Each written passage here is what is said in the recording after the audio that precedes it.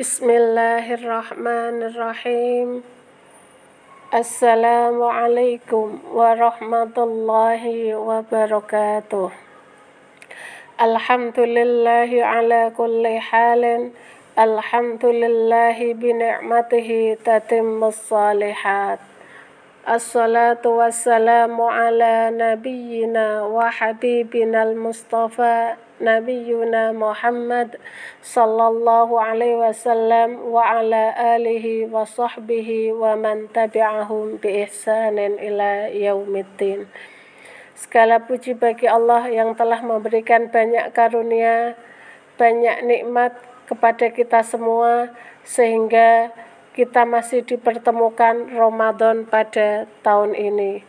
Sholawat serta salam semoga senantiasa tercurahkan kepada Nabi Muhammad sallallahu alaihi wasallam yang dengan perjuangannya, dengan kegigihannya untuk menyelamatkan manusia dari zaman jahiliyah menuju zaman Islamiyah.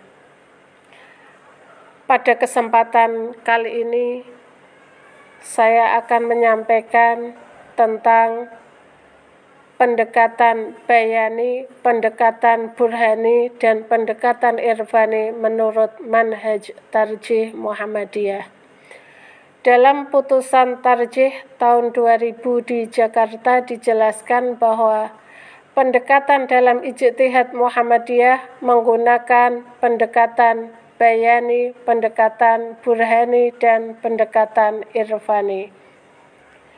Adapun pendekatan bayani atau pendekatan secara nas adalah merespon permasalahan dengan titik tolak utama adalah nas-nas Al-Quran dan As-Sunnah.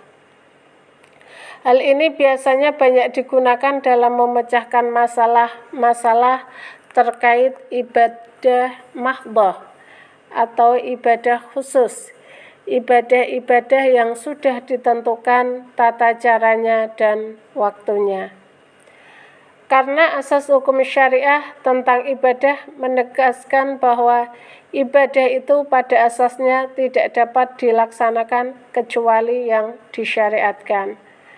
Sebagai contoh terdapat dalam Quran surat An-Nisa ayat 59. A'udzu billahi minasyaitonir rajim. Ya ayyuhalladzina amanu atti'ullaha wa atti'ur rasula wa ulil amri minkum. Fa in tanaza'tum fi syai'in farudduhu ilallahi war rasuli in kuntum tu'minuna billahi wal yaumil akhir. Dzalika khairu wa ahsanu ta'wila.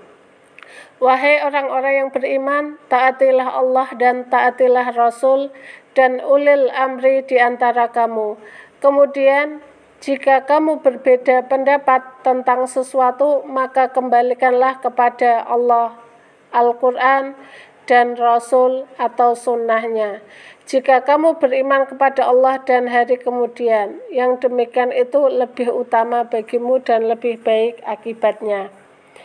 Adapun pendekatan burhani adalah merespon permasalahan dengan banyak menggunakan pendekatan ilmu pengetahuan umum yang berkembang seperti dalam ijtihad mengenai penentuan awal bulan Qamariyah, khususnya bulan-bulan yang terkait ibadah seperti Ramadan, Syawal, dan Dzulhijjah.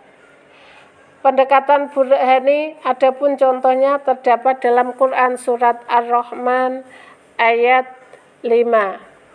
Bismillahirrahmanirrahim. Asy-syamsu wal qamaru bihusban. Matahari dan bulan beredar menurut perhitungan. Bulan memutari bumi dan bumi memutari matahari di garis edarnya. Beredar dengan hukum yang pasti sehingga dapat dihitung atau hisab. Adapun pendekatan irfani berdasarkan kepada upaya meningkatkan kepekaan nurani dan ketajaman batin melalui pembersihan jiwa, sehingga suatu keputusan juga didasarkan atas adanya kepekaan nurani untuk menginsafi berbagai masalah dan keputusan yang diambil.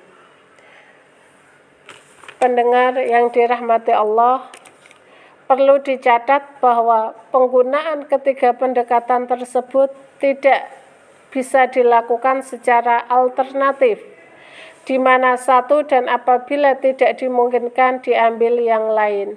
Pendekatan-pendekatan tersebut digunakan secara sirkular, yakni digunakan bersama-sama apabila diperlukan.